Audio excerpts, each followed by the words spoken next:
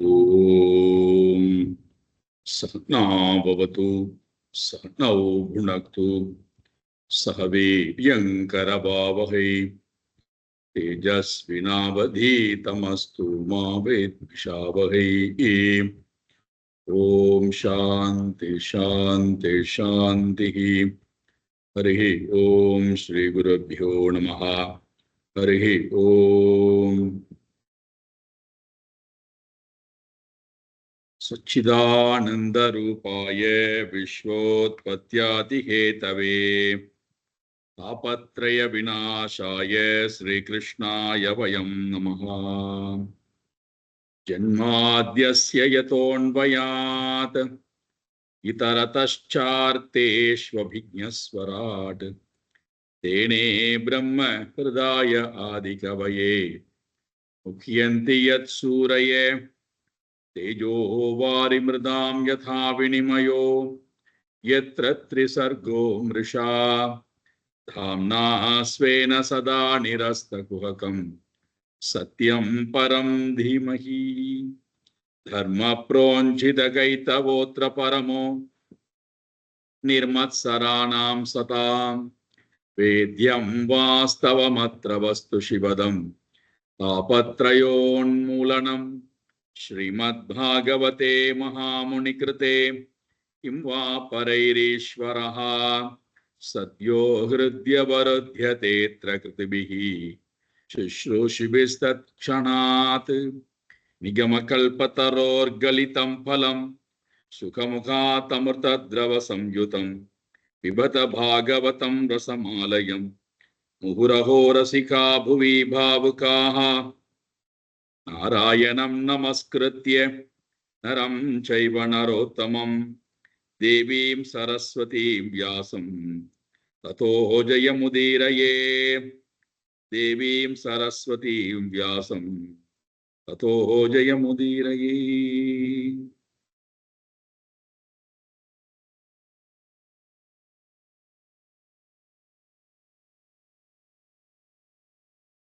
உத்தவருக்கும் பகவானுக்கும் இடையிலே ஒரு அழகான சம்வாதம். பகவான் நேரடியாக என்ன பண்ணுகிறார் என்றால், அவதூதருக்கும் யமதர்மராஜாவுக்கும் இடையிலே நடந்த ஒரு அழகான சம்பாஷணை. இரண்டு பேரும் ஒருவரை ஒருவர் சந்தித்துக் கொள்ளும் போது இந்த உரசல் ஞானமாக நமக்கு கிடைக்கிறது. இரண்டு ஞானிகள் ஒன்று சேர்ந்தார், இரண்டு பக்தர்கள் ஒன்று சேர்ந்தார், நமக்கு கிடைக்கக்கூடியது ஞானம். இன்றிலிருந்து நாம் பார்க்க போகின்ற இந்த விஷயம் அவதூத கீதா என்பது. பகவத்திலே 11வது ஸ்கந்தத்திலே 7வது அத்தியாயத்திலே இந்த அவதூத கீதா என்பது நமக்கு கிடைக்கும். அவதூத என்று சொல்லும் போது பிரம்ம ஞானி என்று பொருள். என்றால் அக்ஷரம் பிரம்ம,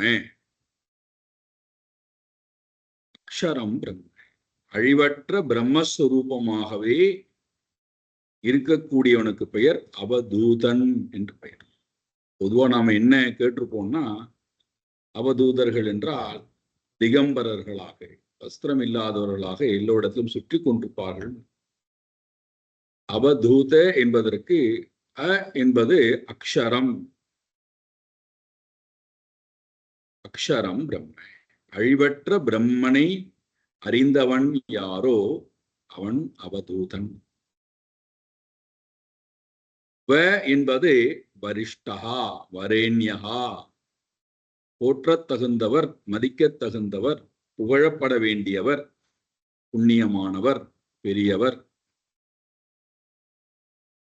பெரியதாக இருக்கின்ற, போற்றத்தகுந்ததாக இருக்கின்ற அந்த பிரம்மஸ்வரூபத்தை உணர்ந்தவர் யாரோ அவரும் போற்றத்தகுந்தவராய், மேலானவராய், மதிக்கத்தகுந்தவராய் இந்த உலகத்திலே நடக்கிறார். தூத என்றால் யார் அனைத்தையும் விட்டானோ, அனைத்து கர்ம வாசனைகள் நிர்தூத கல்மஷாகா அப்படிங்கிற பகவான் கீதையில அனைத்து அறியாமையினாலே வந்திருக்கக்கூடிய ஆசையினாலே வரக்கூடிய கர்மங்கள், கர்மத்தினாலே வரக்கூடிய கர்ம வினைகள், அதன் மூலமாக வரக்கூடிய ஜனன மரணத்தை யார் தூக்கி எறிந்தானோ, விட்டானோ, யாரால் ஞானத்தின் துணை கொண்டு இந்த கர்ம வினையானது தூக்கி எறியப்பட்டதோ அவனது பெயர் அவதூத என்று பெயர். கடைசியில தா இருக்கு, தூத தாய்சிக்கோட்டு தத்துவமசி, தாய்சிக்கோட்டு திஷ்டதி. தத்துவமசி என்று சொல்லக்கூடிய இந்த மகா வாக்கியத்திலேயே யார் நிலை பெற்று இருக்கின்றான், இந்த தத்துவத்திலேயே யார் நிலை பெற்றிருக்கிறான், சஹா அவதூதா. பேர்பட்ட அவதூதருக்கும், இப்பேற்பட்டவரை தான் நீங்க பிராமணன் என்று சொல்லிக்கணும். அவதூதா சிக்கோல் டு பிராமணா, பிரம்மவித் பிராமணா.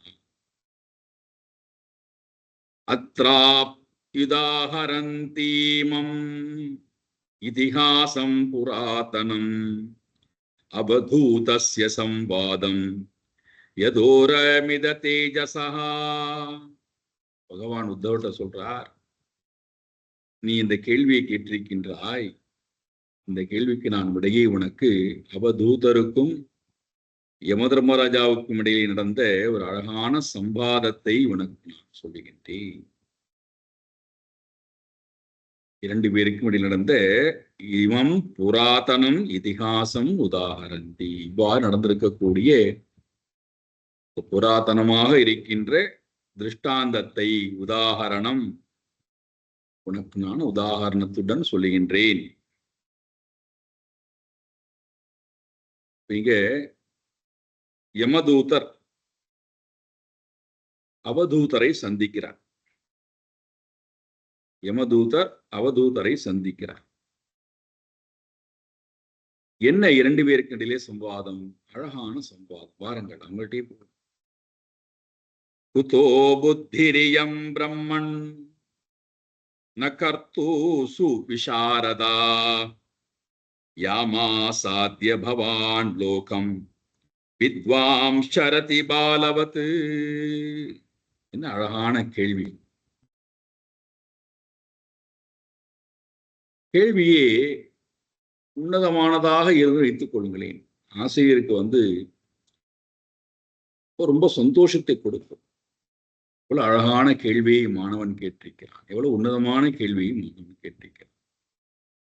இவன் ஒரே ஒரு கேள்வியை கேட்டு அமர்ந்தால் போதும், குரு அதை வைத்துக் கொண்டு ஒரு பெரிய விஷயத்தையே சொல்ல ஆரம்பித்து.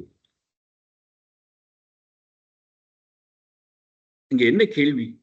பிரம்மன் யமதர்மராஜா பிராமணரிடத்திலே, அவதூதரிடத்திலே கேட்கிறார், கர்த்துஹு,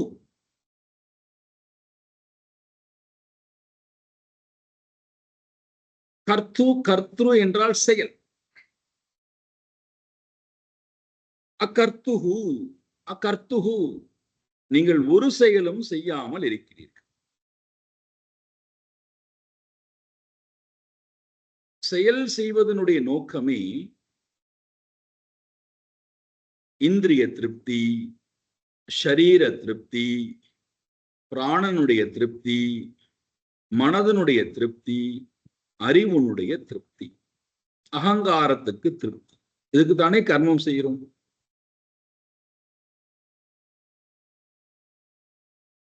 நம்முடைய செயல்பாடு பார்த்தீங்கன்னா இதுக்குள்ள வந்துடும். இந்திரிய திருப்தி, ஷரீர திருப்தி, பிராண திருப்தி, மன திருப்தி, புத்தி திருப்தி, அகங்கார திருப்தி. அடிப்படையா அகங்காரத்துக்கு திருப்தி கொடுக்கணும். அதுதான செயல். நீங்க எந்த செயல்னா எடுத்துக்கணும். அது சாத்வீகமான செயலா இருந்தாலும் சரி, ராஜசீகமாக இருந்தாலும் சரி, தாமசீகமாக எந்த செயல்னா எடுத்துக்கணும். ஏன் செயல் செய்கிறாய் அப்படின்னு கேட்டா, நான் அகங்காரத்தை திருப்திப்படுத்தணும். என்ன வேதனை பாரு. அகங்காரத்தை திருப்திப்படுத்துறதுக்காக வாழ்க்கை முழுக்க உழைத்து கொண்டே இருக்கிறேன்.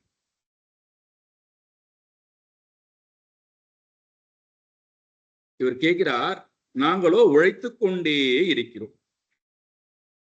ஆனால் நீங்கள் அக்கர்த்துகு, எந்த செயலும் செய்யாமல் இருக்கிறீர்கள். சரி, சுவிசாரதாக இயம் புத்திகி குதகா, எந்த எந்த செயல்பாடுகளும் செய்யாத உங்களுக்கு, அகங்காரத்துக்கு திருப்தியை கொடுக்காத உங்களுக்கு எப்படி சுவிசாரதாக இயம் புத்திகி, இந்த மிக மிக மிக மிக சூக்ஷ்மமான புத்தியானது எப்படி உங்களுக்கு உண்டாயிற்று?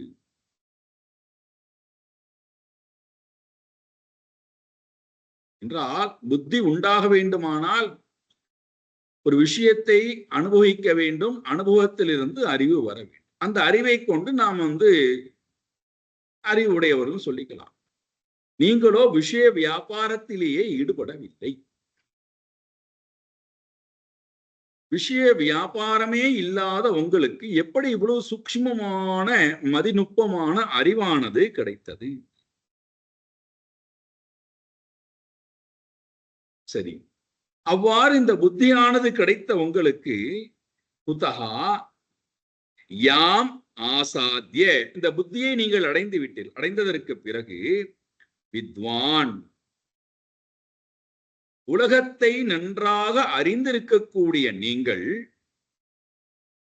உலகத்தினுடைய எல்லா தர்மத்தையும் நன்றாக அறிந்திருக்கக்கூடிய நீங்கள், பவான் தாங்கள் பாலவத் லோகம் சரதி, இந்த உலகத்திலே எப்படி நீங்கள் குழந்தையை போல வாழ்கிறீர்கள் சுவாமி? பாலவத், அழகான உதாரணம். பாலவத், ஒரு குழந்தையை போல எப்படி உங்களால் சஞ்சாரம் செய்ய முடிகிறது?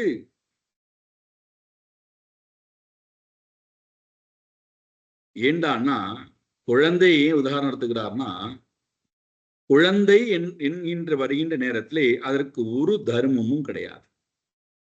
அது கால தேச விஷய ஆதி அதீதா, காலத்துக்கு அப்பாற்பட்டது குழந்தையினுடைய வாழ்க்கை முறை,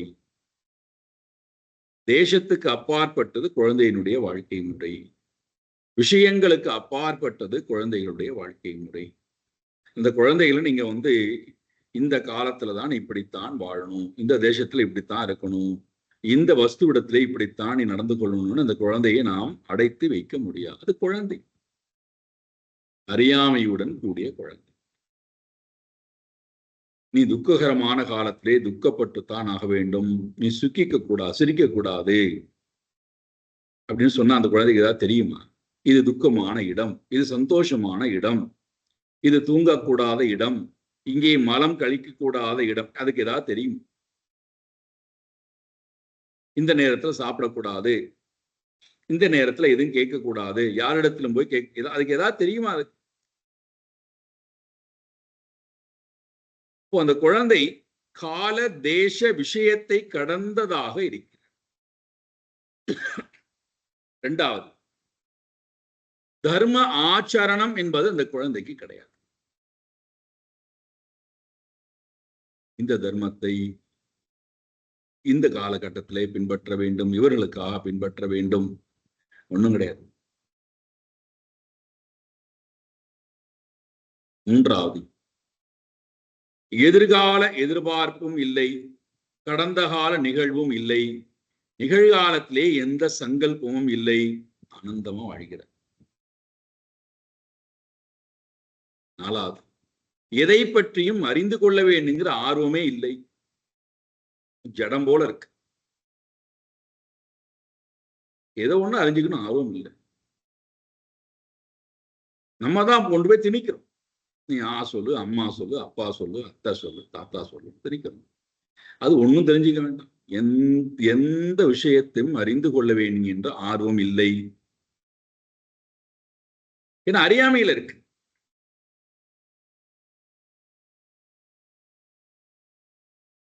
அஞ்சாவது, அகங்காரம் இல்லாத குழந்தை, எதிர்பார்ப்பு இல்லாத குழந்தை, விருப்பு வெறுப்பு இல்லாத குழந்தை. குழந்தை மனசுல அதுக்குள்ள எல்லாம் வர ஆரம்பிச்சுன்னா அப்புறம் குழந்தை தன்மை போயிடும்.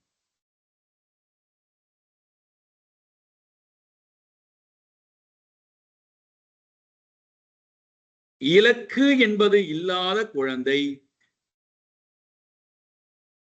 எந்த தேடுதலும் இல்லாத குழந்தை. எல்லாம் நீங்க இப்போ எல்லாத்தையும் நீங்க சேர்த்துக்கொள்ளும். இப்போ இந்த தன்மை உடையவனாய் நீங்கள் மாறிவிட்டீர்களே பாலவத். இப்ப இந்த உலகத்துல எப்படி உங்களால் இப்படி ஒரு குழந்தையை போல இருக்க முடிகின்றது? ஏன் இந்த கேள்விடானா,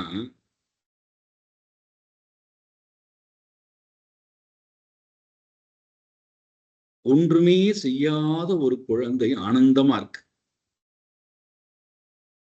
எந்த எதிர்பார்ப்பும் இல்லாத குழந்தை ஆனந்தமா இருக்கு. ஆனா அதை வைத்துக் கொண்டிருக்கக்கூடிய ஒருவன் சொல்லுகிறான், இந்த குழந்தைக்காகத்தான் நான் சம்பாதிக்கிறேன், இந்த குழந்தை சந்தோஷமா இருக்கணுங்கிறதுக்காகத்தான் நான் சம்பாதிக்கிறேன், இந்த குழந்தைக்கு நல்ல வாழ்க்கையை அமைச்சு கொடுக்கணுங்கிறதுக்காகத்தான் நான் பொருளை நோக்கி ஓடுகிறேன், இந்த குழந்தைக்கு நல்ல பண்புகளை கற்றுக் கொடுக்கணுங்கிறதுக்காகத்தான் நான் தர்மத்தை பின்பற்றுகிறேன். என்ன மாயை பாருங்கள். அது ஆனந்தமா இருக்கு, எதுவுமே இல்லாம ஆனந்தமா இருக்கு. ஆனா நான் என்ன சொல்றேன், அதற்காகத்தான் நான் வாழ்கிறேன்கிறோம். என்ன அறியாமை, என்ன அகங்காரம், என்ன சுயநலம், என்ன என்ன ஒரு மோகம். அது நம்மள்ட்ட கேட்டதா? எனக்காக நீ வாழ வேண்டும், எனக்காக நீ சம்பாதிக்க வேண்டும், எனக்காக நீ வீடு கட்ட வேண்டும், எனக்காக நீ கார் வாங்கணும், எனக்காக நீ இவ்வளவு செல்வத்தை சேர்த்து வைக்கணும்.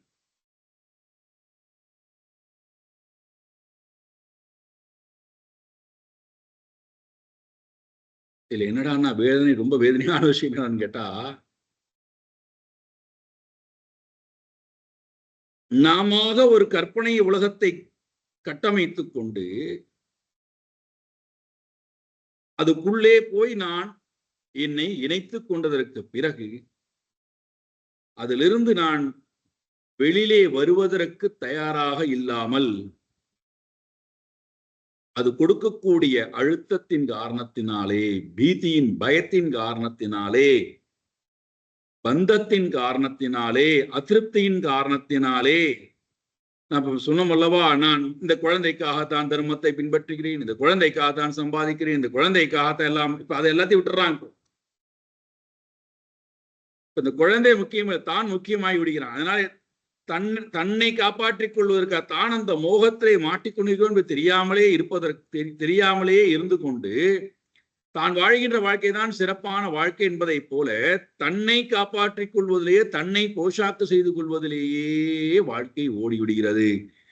இப்ப இவனுக்குன்னு ஒரு வாழ்க்கை இருக்கிறதே, இவனுக்கு வாழ்க்கையை அமைத்து கொடுத்தவர் இருக்கிறார்களே, அவர்களை பார்த்துக் கொள்ள வேண்டும், அவர்களோட வாழ வேண்டுமே, அவர்களுக்கு சந்தோஷத்தை கொடுக்க வேண்டுமே, அதுக்கெல்லாம் நேரமே இல்லை. இப்ப எங்கே இருக்கிறாய்? நான் வெளிநாட்டிலே இருக்கிறேன். எதற்காக இருக்கிறாய்? நிறைய சம்பாதிக்கணும். எதுக்கு சம்பாதிக்கணும்? எனக்கு சம்பாதிக்கிறதெல்லாம் பத்தல, நான் என்ன பண்றேன்? சரி, அப்பா அப்பா அங்கே இருக்கிறார்கள், அப்பா அம்மா இந்தியாவில் இருக்கிறார். வயது என்ன ஆகிவிட்டது? பாவம் அயோதிகமானவர்களா இருக்கிறார். அவர்களை யார் பார்த்துக் கொள்வது? பகவான் பார்த்துப்பார் சுவாமிஜி. நம்ம நான் என்னை நம்பி அவர்கள் வந்தார்கள். அதே கேள்விதான் இவர்களுக்கு. உன்னை யாரு பார்த்துக் கொள்வா? எங்க அம்மா அப்பா பார்த்துக் கொள்வார்கள், என் மாமனார் மாமியார் பார்த்துக் கொள்வார்கள், என்னுடைய நண்பர்கள் பார்த்துக் கொள்வார்கள். எனக்கு உதவினா எல்லாரும் எனக்கு உதவி. நீ யாருக்கு உதவி? நான் யாருக்கும் உதவ மாட்டேன். என் பையனும் பார்த்துக்கணும், என் அம்மா அப்பா பார்த்துக்கணும், என் மாமனார் மாமியார் பார்த்துக்கணும், என்னுடைய நண்பர்கள் பார்த்துக் கொள்ள வேண்டும், உறவினர்களை பார்த்துக் கொள்ள வேண்டும். ஆனால் நான் மட்டும் யாருக்கும் எந்த உதவியும் செய்ய. எங்கே போகிறாய்? பணத்துக்கு பின்னாடி போ. யாருக்காக சொல்றது? குழந்தைக்காக. ஒண்ணும் கிடையாது.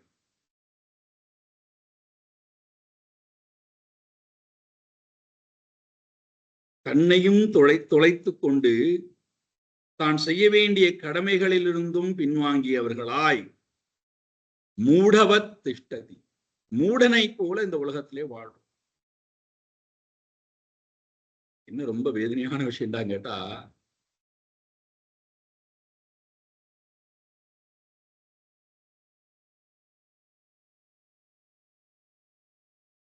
திருக்குறள்ல திருவள்ளுவர் சொல்றார்,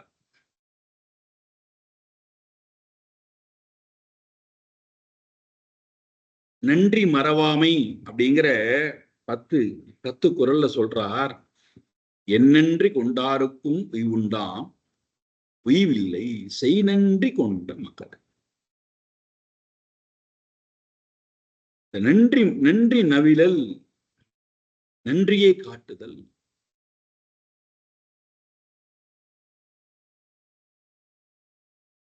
நான் 3 பேருக்கு கடன் பட்டிருக்கிறேன், அதை நான் வாழ்க்கை முழுக்க அடைத்தே ஆக வேண்டும். அந்த செயல்பாட்டை நான் செய்தே ஆக வேண்டும். அப்படி செய்யவில்லை என்றால் எனக்கு எந்த கதியும் கிடையாது, உய்வு இல்லைங்கிறார். என்னென்று கொண்டாருக்கும் உய்வுண்டா, உய்வில்லை, அவனுக்கு உய்வே கிடையாதுங்கிறார்.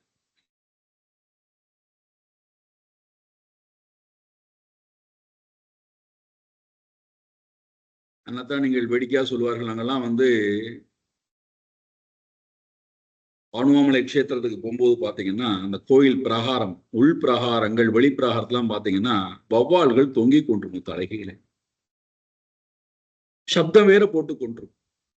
இப்போ நாங்கள் கேட்போம், எங்களை அழைத்துக் கொண்டு போகக்கூடிய இடத்துல, இது என்னது, எதற்காக இப்படி தொங்கிக் கொண்டு சப்தம் போட்டுக் கொண்டே இருக்கு?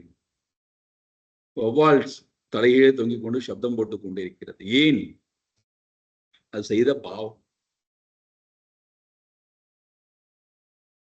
அதுக்கு இங்குதான் அந்த பிராயச்சித்தமானது தலைகீழ் தொங்கிக் கொண்டு இருக்க வேண்டியதுதான் அதனுடைய பிராயம்.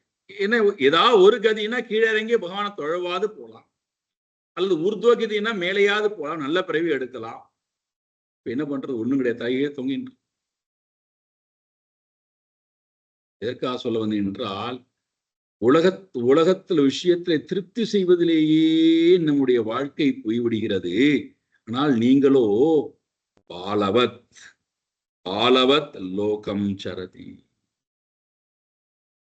இந்த இந்த சனாதன தர்மத்துல, அதுவும் இந்த பூமி இருக்கின்றதே புண்ணிய பூமி, பாரத பூமி புண்ணிய பூமி. வேற எந்த பூமியிலும் இந்த சிரேஷ்டமான விஷயத்தை நீங்கள் அனுபவிக்க முடியாது, பார்க்கவும் முடியாது. உங்களுக்கு கோடிக்கணக்கான செல்வங்கள் கிடைக்கலாம், உலகத்தினுடைய எல்லா சௌக்கியத்தையும் நீங்கள் அனுபவிக்கலாம். ஆனால் யோக வாழ்க்கை முறை உங்களுக்கு கிடைக்க வேண்டுமானால்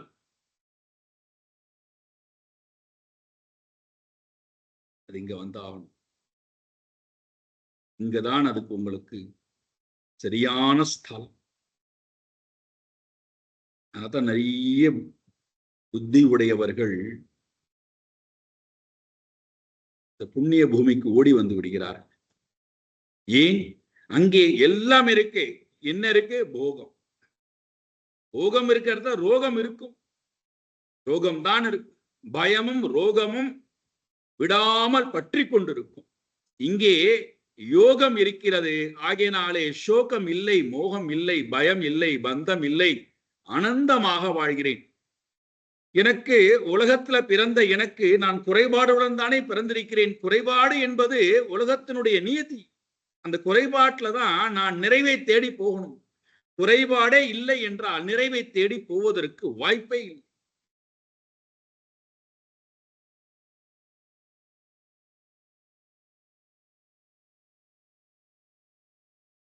பாலவத், ஒரு குழந்தையை போல நீங்கள் வாழ்கிறீர்கள். உலகத்தை அறிந்தும் உலக தர்மத்தை அறிந்தும்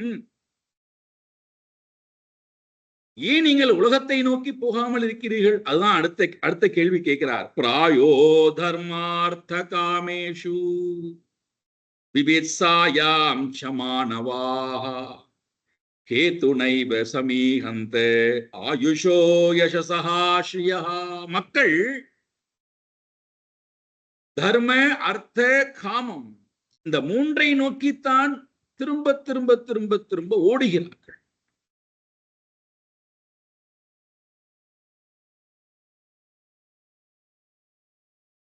அதை நோக்கித்தான் விசாரமே இருக்கிறது. எப்படி அதை சம்பாதிக்கலாம், எப்படி அதை காப்பாற்றலாம், எப்படி இன்பத்தை அனுபவிக்கலாம், எப்படி இன்னும் அதை அதிகமாக உற்பத்தி செய்யலாம், அழியாமல் பார்த்துக் கொள்ளலாம். இதை பற்றித்தான் விசாரம் விசாரம் விசாரம். பிறந்ததிலிருந்து இறக்கின்ற வரை இதே விசாரம், இதே விசாரம். அன்ன விசாரம் அதுவே விசாரம், அது ஓய்ந்த பின் சொர்ண விசாரம், தொலையா விசாரம், பெண்டீர் விசாரம். என்ன விசாரம் வைத்தா இறைவா கட்சியே கம்பனை? இதை தவிர வரை என்ன விசாரம் இருக்கிறது நமக்கு? நீங்கள் இது எதுவுமே விசாரம் செய்யாமல் இந்த உலகத்திலே வாழ்கிறீர்களே, எனக்கு ஆச்சரியமாக இருக்கிறது. எப்படி உங்களால் முடிகிறது? சரி, இந்த மூன்றும் எதற்கு? தர்ம அர்த்த காமம் எதற்கு? ஆயுஹு யசஸா ஸ்ரீயா. ஆயுளை நோக்கி, புகழை நோக்கி, கீர்த்தியை நோக்கி நம்முடைய வாழ்க்கை முறையானது சமீகந்த. உலகத்தில் இருக்கக்கூடிய ஜீவன் எல்லோரும் பிரவர்த்திப்பதை பார்க்க. நல்ல ஆயுள் கிடைக்க வேண்டும், நிறைய புகழ் கிடைக்க வேண்டும், நிறைய செல்வங்கள் கிடைக்க வேண்டும். இதை நோக்கி என்னுடைய வாழ்க்கை முறை. நல்ல தர்மத்தை செய்தால் அடுத்த பிரிவிலே எனக்கு நல்ல ஆயுள் கிடைக்கும். இந்த உலகத்திலே நான் நன்றாக தர்மத்தை பின்பற்றினால் நிறைய செல்வங்கள் ஐஸ்வர்யங்கள் கிடைக்கும். தர்மத்தை பின்பற்றினால் எனக்கு நல்ல ஐஸ்வர்யங்கள், ஆயுள், எனக்கு புகழ் கிடைக்கும், நிறைய இன்பத்தை நான் அனுபவிக்கலாம். ஆகினாலே நான் இதை நோக்கி. இதுதான் இந்த உலகத்தில் இருக்கக்கூடிய எல்லா ஜீவராசிகளுடைய வாழ்க்கை முறை. ஆனால் நீங்களோ துவம் து கல்ப கவிர் தக்ஷா சுபகோ மிருதபாஷணா ந கர்த்தா நேகசே கிஞ்சித் ஜடான்மத்த பிசாசவத். என்னெல்லாம் வார்த்தையை போடுறார் யமதர்மராஜா. அவதூதரை பார்த்து கேட்கிறார், சுவாமி நீங்கள் எப்படி இருக்கிறீர்கள் தெரியுமா? உங்களுடைய லட்சணம் என்ன தெரியுமா? கல்பஹா கவிஹி தக்ஷஹா. உங்களுக்கு எல்லா சக்தியும் இருக்கிறது. புத்தி சக்தியிலிருந்து ஆரம்பித்து அத்தனை சக்தியும் கல்பஹா. கல் என்றாலே அறிவு, புத்தி. அதிலிருந்து வந்ததுதான் கல்வி. கலா அதிலிருந்து வந்ததுதான். உங்களுக்கு புத்தி, ஆற்றல், புத்தி சக்தி, அதை வைத்துக் கொண்டு நீங்கள் என்ன வேணா சாதிக்கலாம். இந்த உலகம் எத்தனை கோடி வேணால் சம்பாதிக்கலாம், எவ்வளவு புகழை வேணால் சம்பாதிக்கலாம், எத்தனை ஆயுளுக்கு தேவையான புண்ணியத்தை நீங்கள் சேர்த்துக் கொள்ளலாம். ஆனால் நீங்களோ ஒரு பாலனை போல இருக்கிறீர்கள். அகர்த்துகு, செயலற்றவராய் இருக்கிறீர்கள். என்ன அழகான சிந்தனை! கல்பஹா கவிஹி. நீங்களோ உண்மையை உணர்ந்தவர்,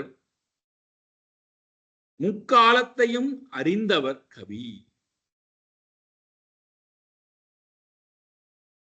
உங்களுக்கு என்ன நடக்கின்றது என்பதும் தெரியும், நடக்கப் போகிறது என்பதும் தெரியும், நடந்ததும் தெரியும். கவி.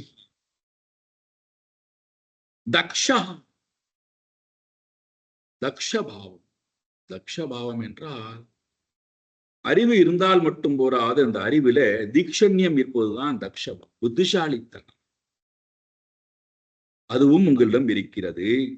நாலாவது சுபகோ, அழகு உடையவராகவும் இருக்கிறீர்கள். அடுத்தது அஞ்சாவது அமிர்த பாஷணம்.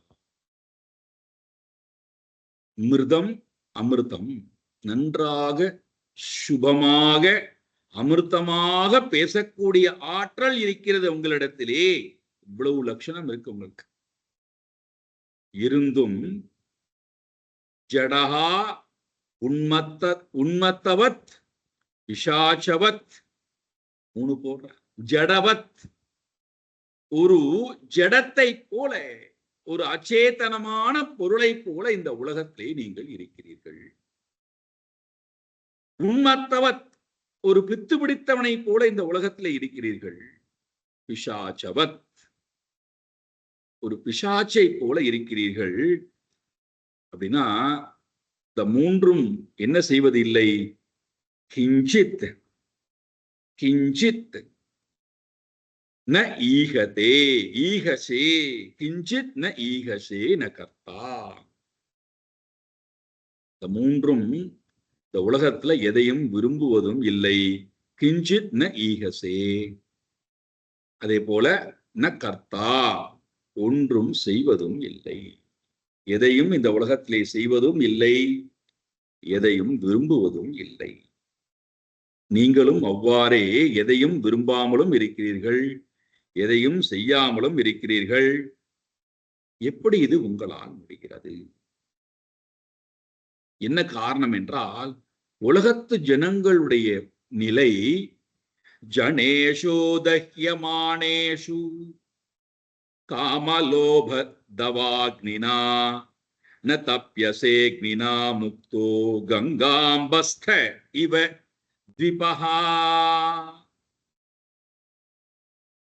மனிதனுடைய மனம், உலகத்தில் இருக்கக்கூடிய மனிதனுடைய மனம் தஹ்யமானேஷு தகிக்கப்பட்டு கொண்டிருக்கிறது, அக்னியால் தகிக்கப்படுகிறது. எந்த அக்னி?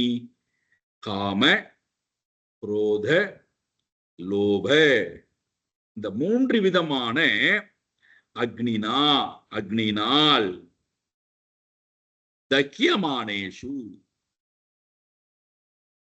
இந்த மூன்று விதமான அக்னியானது ஒவ்வொரு ஜீவனையும் தகித்துக் கொண்டிருக்கிறது. அப்படி இருக்கும்போது இந்த ஜீவனால் எப்படி வேலை செய்யாமல் இருக்க முடியும்? எப்படி எதையும் விரும்பாமல் இருக்க முடியும்? தக்கியமான, அழகான சொல். தகித்தல் என்றால் பொசுக்குதல். மனதை போட்டு பொசுக்கு கொண்டிருக்கின்ற நேரத்திலே எப்படி இவன் வேலை செய்யாமல் இருப்பான்? எப்படி ஒன்றை விரும்பாமல் இருப்பான்? ஆனால் நீங்களோ அக்னினா முக்தா, இந்த எந்த அக்னியும் இல்லாமல் அதிலிருந்து விடுபட்டவராய், எந்த தாபமும் இல்லாதவராய். என்ன அழகான உதாரணம் கொடுக்கிறார் பாருங்கள். கங்காம் பஸ்தஹா கங்காம் பஸ்தஹா திபஹா இவ ந தப்யசே. அம்பஸ் என்றால் ஜலம், ஸ்தஹா என்றால் ஜலத்துக்குள்ளே இருக்கின்ற, கங்காம் பஸ்தஹா என்றால் கங்கைக்குள்ளே, கங்கா ஜலத்துக்குள்ளே இருக்கக்கூடிய திபஹா யானையை போல. ந தப்யசே, நீங்கள் எதுவுமே தகிக்காமல், எது ஒன்றுமே உங்களை தகிக்காமல் இருப்பதை நான் பார்க்கிறேன். எப்படி இது உங்களால் முடிகிறது? ஒரு யானை ஜலத்துக்குள்ளே போய்விட்டால் எப்படி அது சாந்தமாக ஆகிவிடுகிறதோ, கங்கா ஜலத்துக்குள்ளே இருக்கக்கூடிய ஒரு யானை எப்படி சாந்த ஸ்வரூபியாக அமைதியா ஆனந்தமாக இருக்கிறதோ, அங்க அதுக்கு ஒரு வேலை கிடையாது, அது வாட்ட படுத்து கொண்டிருக்கிறது.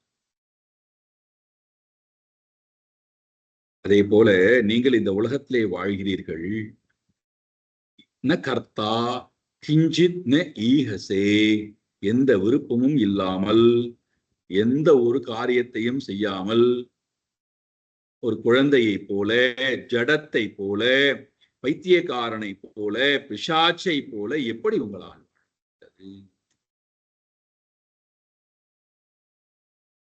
உலகத்து மக்களோ காமத்தினால், குரோதத்தினால், லோபத்தினால், அந்த அக்னினால் தகிக்கப்பட்டு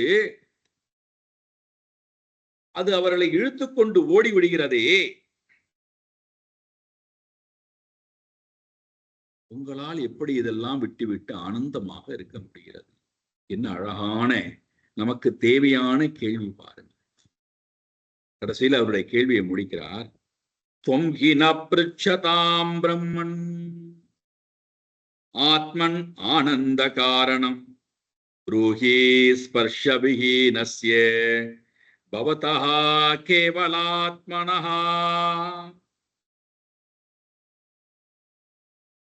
ரொம்ப அழகான அவரை முழுக்க, அந்த அவதூதரை முழுக்க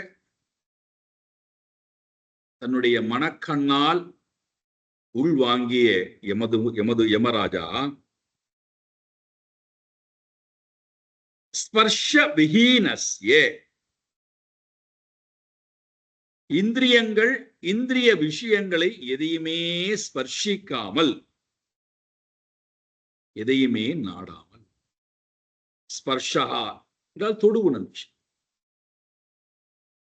ஸ்பர்ஷ விஹீனா, எந்த பொருள்களிடத்திலும் தன்னை கொண்டு போய் இணைத்துக் கொள்ளாமல், அதிலிருந்து முழுமையாக விமுக்தா, விடுபட்டவராய், கேவல ஆத்மா, எல்லாவற்றிலுமிருந்தும் தன்னை விடுவித்துக் கொண்டு தனிமையிலே ஆத்மஸ்வரூபத்திலேயே ஆனந்தமாக இருக்கக்கூடியவராய், கேவல ஆத்மனா. கேவலம் என்றால் ஒன்றாக இருக்கின்ற தன்மை, எந்த ஒன்றுடனும் சேராமல். எந்த ஒன்று? இந்த மூன்று ஞாபகம் வச்சுக்கணும். காரிய, கரண, தா. இந்த மூன்றுடனும் சேராமல் கேவல ஆத்மா, என்னுடன் நான் இருக்கிறேன், தனித்திருக்கிறேன். தனித்திரு, பசித்திரு, விழித்திரு, என்னுடன் நான் இருக்கிறேன், நீங்கள் உங்களுடன் இருக்கிறீர்கள். ஸ்பர்ஷ விஹீனா, ஸ்பர்ஷ விஹீனா, எந்த சேர்க்கையும் இல்லாதவராய் இருக்கிறீர்கள். இப்படி இருக்கக்கூடிய பவதா, தங்களுக்கு ஆத்மனி ஆனந்த காரணம். அப்பா, இதுதான் முக்கியமான கேள்வி. இதெல்லாம் கடைசியில எங்க கொண்டு நிப்பாட்டுறார்? தங்களுக்கு ஆத்மனி, தங்களுக்கு ஆனந்த காரணம் கிம், தங்களுடைய மனதுக்கு எது ஆனந்தத்தை கொடுக்கிறது? எங்களுக்கு இதெல்லாம் தான் ஆனந்தம். அர்த்த, காம, புண்ணியா, இதுதான் ஆனந்தம். அதற்காக நாங்க என்ன பண்றோம்? காம, குரோத, லோபத்தெல்லாம் வளர்த்துக்கிறோம், அதை அணையாம பார்த்துக்கிறோம். அகங்காரத்தை திருப்திப்படுத்துறதுக்காக கர்மங்கள் எல்லாம் செய்யறோம், விருப்பத்தை எல்லாம் நாங்க நிறைவேற்றுறோம். அதன் மூலமாக ஐஸ்வர்யம் வருகிறது, ஆயுள் கூடுகிறது, புகழ் வருகிறது, கீர்த்தி வருகிறது. இதெல்லாவற்றையும் வைத்துக்கொண்டு, பார், நான் சிறப்பான வாழ்க்கை வாழ்கிறேன் பார், என்னை போல யார் வாழ முடியும் பார். இதுதான் எங்களுக்கு ஆனந்தம். இதை தவிர என்ன ஆனந்தம் இருக்கு? ஆனால் நீங்களோ எதனுடனும் தொடர்பு இல்லை, உங்களுடனேயே இருக்கிறீர்கள். அப்படி என்றால் ஆத்மனி ஆனந்தகா காரணம் கிம் காரணம்? உங்களுக்கு எது ஆனந்தத்தை கொடுக்கும்? உங்களுடைய மனதுக்கு எது ஆனந்தத்தை கொடுக்கிறது? ஆனந்தத்துக்கு காரணம் என்ன? இதுதான் நாம் சிந்திக்க வேண்டிய ஒரு விஷயம், ரொம்ப ஆழ்ந்து சிந்திக்க வேண்டிய ஒரு விஷயம். நம்மை யாரும் இதை நோக்கி போ அப்படின்னு நம்மை தள்ளுவது இல்லை. அப்படியே தள்ளினாலும் ஒரு நாள் போவோம், 2 நாள் போவோம். அதன் பிறகு நாம் என்ன பண்ணுவோம்? நமக்கு பிடித்தமானதை நோக்கி போவோம். இப்போ கேள்வி என்னடான்னா, ஏன் இதை நோக்கி போகிறார்? யார் உன்னை இதை நோக்கி போச்சொன்னா அப்படின்னா, நம்முடைய அனுபவம் நம்மை போக சொல்கிறது. எந்த அனுபவம்? நான் தான் இந்த உலகத்துல இந்த அனுபவத்தை பெறவே இல்லடான்னா, நாம இன்றைக்கு வாழக்கூடிய வாழ்க்கை நேற்றினுடைய தொடர்ச்சி. அதை புரிஞ்சுக்கணும். நேற்றினுடைய தொடர்ச்சியைத்தான் இன்றைக்கு நாம் வாழ்கிறோம். இது புரியலன்னா, நமக்கு போன பிறவி இருந்தது, பல பிறவிகள் இருந்தது என்பதை பற்றி நம்மால் புரிந்து கொள்ளவே முடியாது. நேற்றினுடைய தொடர்ச்சி தான் இன்றைய நாள். இப்பொழுது நாம் இங்கே இருப்பது, இதை பற்றி சிந்திப்பது, பேசிக்கொண்டிருப்பதற்கு காரணம், நேற்று நான் இருந்தேன். யாரு பிரமாணம்? நான் தான் பிரமாணம். நேற்று நீ இருந்தா என்பதற்கு யாரு உனக்கு பிரமாணம் கொடுப்பார்? நான் தான் பிரமாணம். நேற்று நான் இருந்தேன் யாரும் சொல்ல வேண்டாம். இன்றைக்கு பிறக்கக்கூடிய குழந்தை அல்லது நேற்று இரவு பிறந்த குழந்தைகிட்ட கூப்பிட்டு கேட்டா புரியாது. நான் இன்றைக்கு இருக்கிறேன் என்பதற்கு பிரமாணம் யார? நேற்று நான் இருந்தேன் என்பதை நான் அனுபவித்த அனுபவங்களை வைத்துக்கொண்டு இன்றைக்கு நான் இருந்தேன்னு சொல்றேன். அப்படின்னா எத்தனையோ பிறவிகளுடைய அனுபவம் தான் இந்த பிறவி.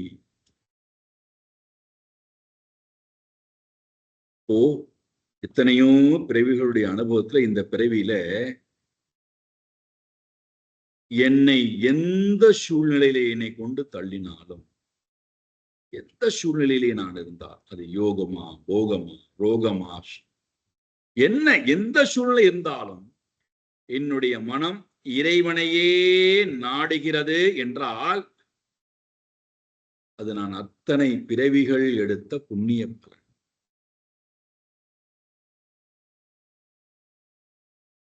இப்பேற்பட்ட ஜீவனிடத்திலே, இந்த மாதிரியான மனோநிலை கொண்ட ஜீவனிடத்திலே நீங்கள் எத்தனை சுகத்தை, உலகத்தில் இருக்கக்கூடிய எத்தனை சுகத்தை காமித்தாலும் சரி,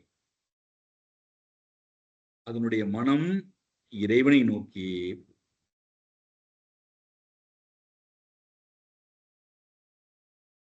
ஏன், என்ன காரணம் அப்படின்னா, இது எல்லா உலகத்தினுடைய சுகத்தையும் பார்த்து விட்டது. அந்த சுகத்தை பார்த்ததனுடைய அறிவு, அனுபவம், அறிவு இரண்டும் அதற்குள்ளே இருக்கிறதுனால இந்த பிறவியிலே தான் வாழ்ந்த வாழ்க்கையை விட உயர்ந்த ஒரு வாழ்க்கையை வாழ வேண்டும் என்பதற்காக எடுத்துக்கொண்டு வந்த ஒரு வாழ்க்கை தான் இப்பொழுது வாழ்ந்து கொண்டிருக்கக்கூடிய வாழ்க்கை. அது அதுக்கு தெரியல, ஆனா அதை நோக்கிதான் போகிறார்.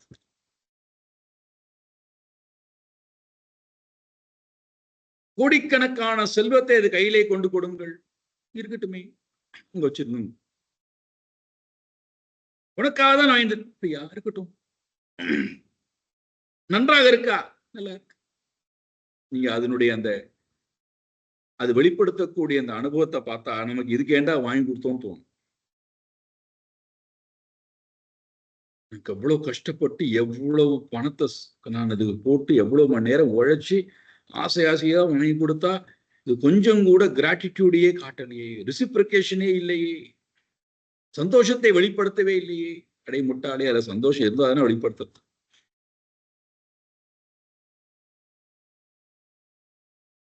இப்ப இந்த ஜீவனுக்கு என்னடா வேணும்டான்னா, எல்லாம் இருக்கு, அர்த்தம் இருக்கிறது, கொட்டி கிடைக்கிறது, காமம் எண்ணிலடங்காத காமம், புண்ணியம் கேட்கவே வேண்டாம். அந்த புண்ணிய பலத்தினுடைய வெளிப்பாடுதான் நல்ல குலத்திலே பிறந்து நல்ல வாழ்க்கை வாழ்ந்து எல்லா சுகத்தையும், புத்திர சுகம், பௌத்திர சுகம், பாரியா சுகம், தார சுகம், கிரக சுகம், எல்லா சுகத்தையும் அனுபவிக்கிறது. இருந்தும் அதனுடைய உள்ளம் நாராயணனே நமக்கே பறை தரும், நாராயணன் நோக்கியே ஓடுகிறது. என்ன ஆச்சரியம்!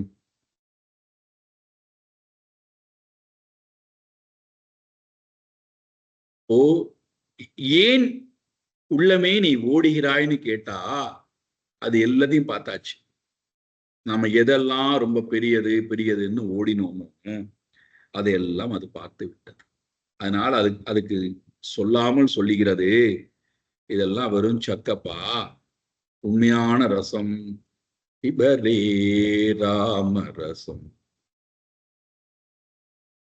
பிபரே ராமரசம், பிபரே ராமரசம். அந்த ரசத்தை குடிச்சா என்னடான்னா, ஜனன மரண பய சோக விதூரம். जनन मरण भय शोक विदूरम सकल शास्त्र निगमागम सारम तस्मात् कारणात् पिबरे रामरसम रसनी पिबरे रामरसम पिबरे.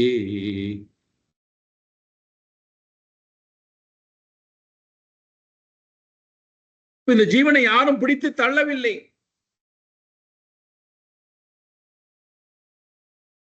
நீ போய் சதா பகவானையே தொழுது கொண்டிருக்கிறாயே, போர் அடிக்கலையா, வா எங்களோட வான்னு கூப்பிட்டா நீ போயிட்டு வா, நான் ஆனந்தமா.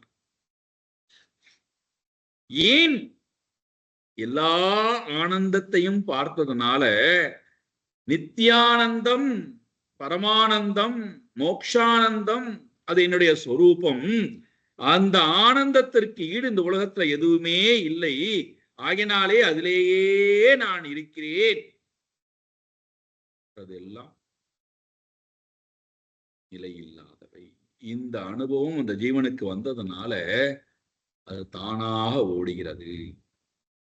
அந்த மாதிரி ஓடி வரக்கூடிய ஜீவனுக்கு ஒரு சிறு பொறி,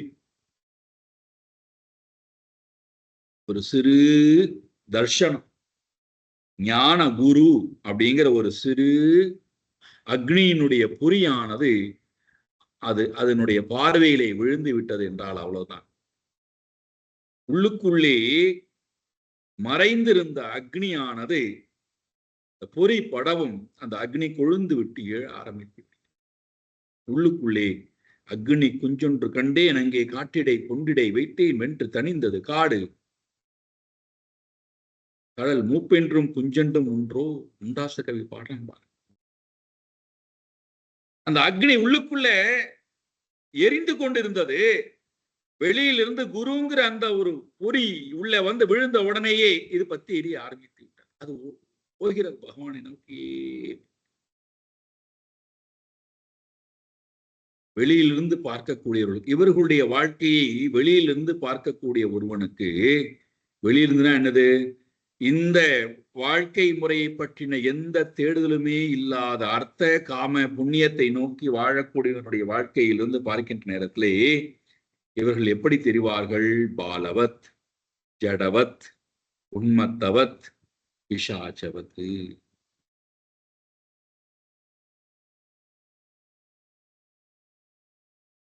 ஒருவேளை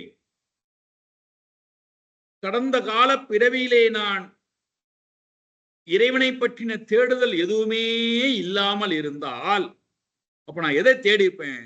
அர்த்தத்தையோ காமத்தையோ புண்ணியத்தையோ அல்லது இந்த மூன்றையும் சேர்த்தோ தேடி இருந்தால் அப்ப இந்த பிறவியில அதற்காக ஒரு வாழ்க்கையை நான் வாழ வேண்டிய கட்டாயத்துக்கு தள்ளப்படுகிறேன்.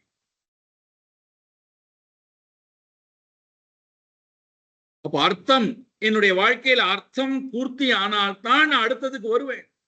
அர்த்தத்திலே எனக்கு திருப்தி ஏற்பட்டால்தான் நான் அடுத்த படிக்கே வருவேன். அர்த்தத்திலே திருப்தி ஏற்படாத வரை, அதனால்தான் நீங்க பாருங்கள், இந்த அர்த்தத்துல திருப்தி ஏற்படாதவர்கள் அப்பா அம்மாவிடத்திலே இன்பத்தை கேட்டவர்கள், அப்பா அம்மா விட்டுறது வெளியில வந்ததற்கு பிறகு மனைவியிடத்திலே இன்பத்தை தேடுகிறார், கணவனிடத்திலே இன்பத்தை தேடுகிறார்.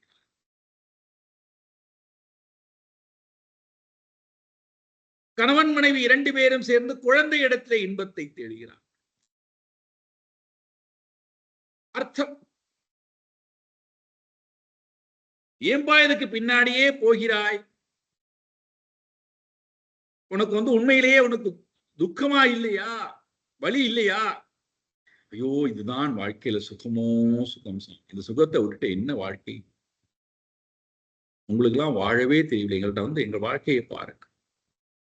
நாங்கள் வாழ்றதுதான் உண்மையிலேயே அர்த்தமான வாழ்க்கை. நீங்கள் வாழ்கின்ற வாழ்க்கை அனர்த்தமான வாழ்க்கை. இந்த மூன்றும் வேண்டாம். ஒரு ஆணாக இருந்தால் அம்மா மனைவி பெண் குழந்தை இடத்திலே சுகத்தை தேடுகிறான். ஒரு பெண்ணாக இருந்தால் அப்பா கணவன் பையனிடத்திலே சுகத்தை தேடுகிறாள். இந்த மூன்றிலும் கிடைக்கலன்னு வச்சுப்போம், இந்த மூன்று இடத்திலும் சுகம் கிடைக்கவில்லை என்றால் அப்பொழுதுதான் அவர்கள் இந்த மூன்றையும் விட்டு வெளியேறி வெளியிலே எங்கே சுகம் கிடைக்கும் என்று ஓடக்கூடிய காட்சியை பார்க்கும். அப்பாட்டையும் சுகம் கிடைக்கல, கணவன்ட்டையும் சுகம் கிடைக்கல, குழந்தை இடத்திலும் சுகம் கிடைக்கவில்லை. அப்ப என்ன பண்றது? சமூகத்திடத்திலே போய் சுகத்தை எதிர்பார்க்க. எல்லோரும் என்னை விரும்ப வேண்டும், நேசிக்க வேண்டும், என்னை புகழ வேண்டும். சமூகத்திடத்திலே போய் பார், எதிர்பார்ப்புடன். அங்கும் கிடைக்கவில்லை என்றால் என்ன பண்ணுவது? இறைவனிடத்திலே போய் கேட்பார். இறைவன் தன்னை நேசிக்க வேண்டும். அங்கும் கிடைக்கவில்லையா? குருட்ட வந்து குரு என்ன நேசிக்கணும். இவர் குருட்ட நேசிக்கிறது, குரு இவரை நேசிக்கணும். குரு இவருக்கு பாத பூஜை.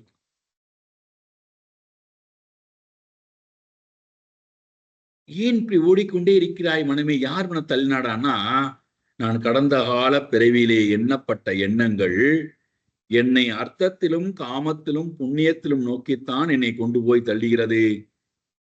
என்ன காரணம்? அந்த அனுபவம் என்னுடைய மனதிலே வாசனைகளாக அமர்ந்து கொண்டு, அனுபவங்களாக அமர்ந்து கொண்டு, அது பூர்த்தி ஆனால்தான், அது திருப்தி அடைந்தால்தான் அடுத்த நிலைக்கு மனம் வரும். இல்லை என்றால் இதிலேயே மனம் இருக்கட்டுமே, நல்லதுதானே. இப்ப உங்களுக்கு என்ன வந்தது கேட்டா, நாம் இந்த அர்த்தமோ காமமோ புண்ணியத்திலோ அழுந்தி போவதற்காக, அதிலே போய் நாம் நம்மை இழப்பதற்காக இங்கே வரவில்லை. இதை கொடுத்ததனுடைய நோக்கம், இதிலிருந்து நான் முழுமையாக பக்குவ நிலை அடைந்து இறைவனை நோக்கி போக வேண்டும் என்பதற்காக கொடுக்கப்பட்ட அனுபவங்களை தவிர இதிலேயே நான் அழுந்தி கிடப்பதற்காக அல்ல, என் வாழ்க்கையை நான் அழித்துக் கொள்வதற்காக அல்ல.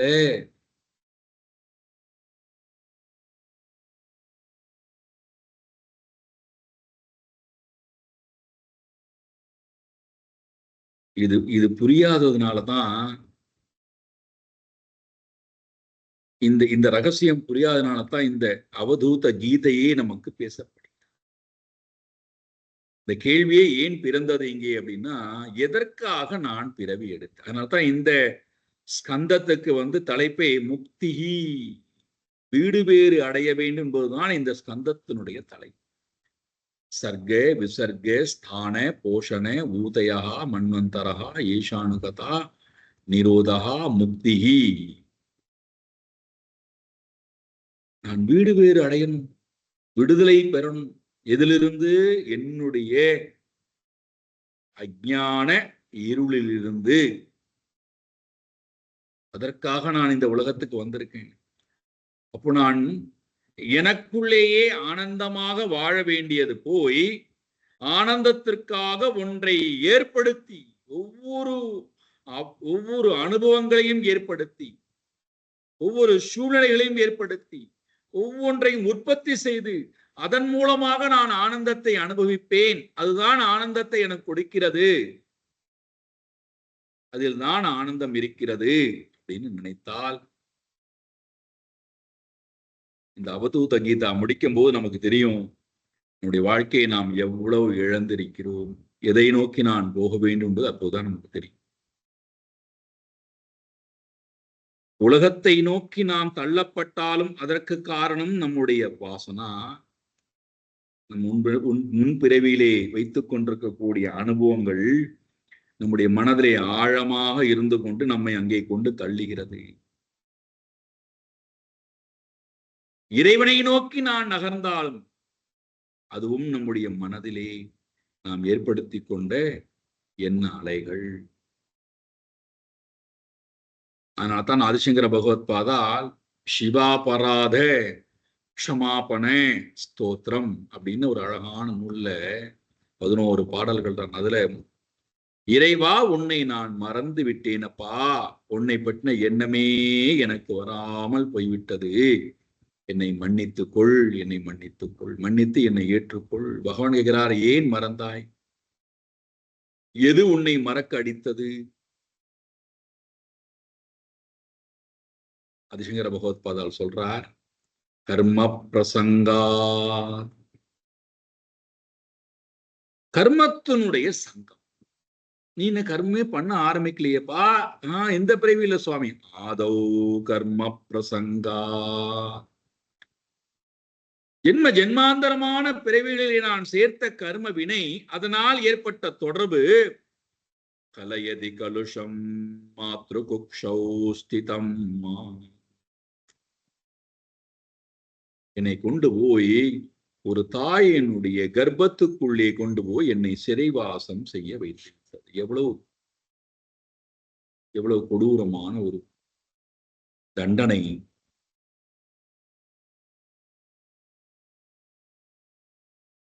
அது எப்பேற்பட்ட இடம்டான்னா, விண்மூத்ராமேத்ய மத்தியே கதயதி நிதராம் ஜாட்டரோ ஜாதவேதா.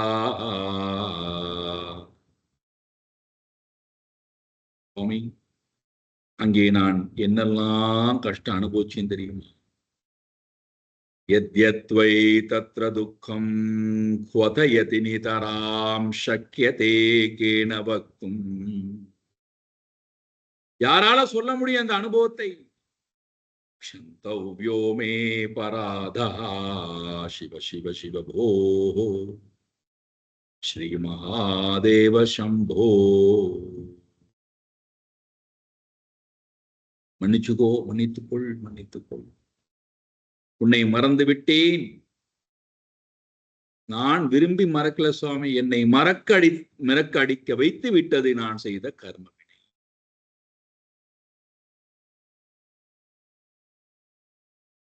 உலகமானது இப்படி போய்கொண்டிருக்கிறதே, நீங்களோ எல்லாவற்றையும் துறந்து விட்டு உங்களிடத்திலேயே ஆனந்தமாக வாழ்கிறீர்களே, அந்த ஆனந்தத்திற்கு காரணம் என்ன? காரணம் தெரிய வேண்டுமானால் இன்று போய் சாயங்காலம் வாருங்கள். அந்த காரணம் என்ன பார்ப்போம் சொல்றார் அவதூதர். சாயங்காலம் விரிவாக பார்ப்போம். ஓம் பூர்ணமதః பூர்ணமிதம் பூர்ணாத் பூர்ணமுதச்யதே பூர்ணஸ்ய பூர்ணமாதாய பூர்ணமேவாவசிஷ்யதே. ஓம் சாந்தி சாந்தி சாந்தி. हरिः ओम श्री गुरुभ्यो नमः. हरिः ओम.